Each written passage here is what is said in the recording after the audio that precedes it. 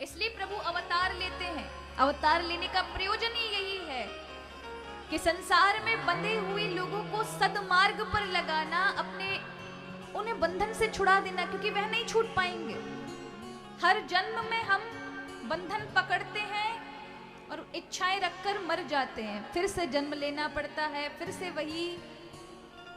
से मरना पड़ता है। उस बंधन के, उस आवागमन से प्रभु छुड़ा देते हैं, इसलिए अवतार लेकर आना पड़ता है। ऐसे समझे, जेल के अंदर कैदी पड़ा है और कारागार के अंदर, जेल के अंदर पड़ा है। जेलर छुड़ाने के लिए, जब उस कैदी को रिहा करने के लिए, छुड़ाने के लिए जाए, मुक्त करने के लिए जाए, तो वो ताला जब खोलता है और अंदर जाता है तो देखने में तो लगता है कि कैदी और जेलर दोनों ही जेल में बंद है। अगर फोटो वहां कोई खींच ले तो दोनों ही जेल के अंदर लगेंगे, लेकिन दोनों की अंदर की उपस्थिति में बहुत बड़ा अंतर है। एक जेल के अंदर बंदी के रूप में है और दूसरा उसे छुड़ाने के लिए गया है, जानबूझकर गया है।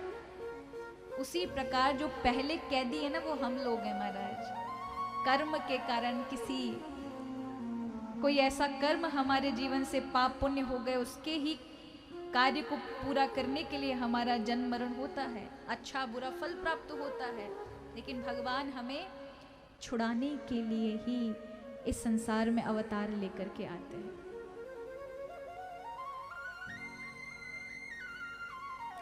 एक व्यक्ति था, जा रहा था रास्ते में, बड़ा सा गड्ढा था, पता नहीं था, अंधेरा हो रहा था, गड्ढे में गिर गया।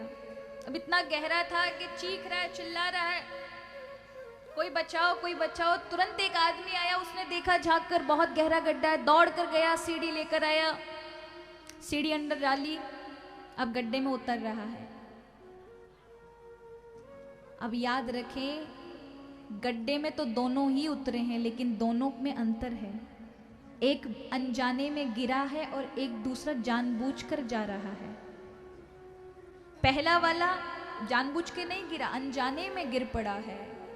कर्म के कारण हम सभी संसार में आते हैं, कर्म के कारण ही सुख दुख भोगते हैं, लेकिन भगवान इन सभी चक्र से छुड़ाने के लिए अवतार रूपी सीढ़ियां लगा करके संसार में हमें उबारने के लिए, हाथ पकड़ करके उठाने के लिए आते हैं। हमारे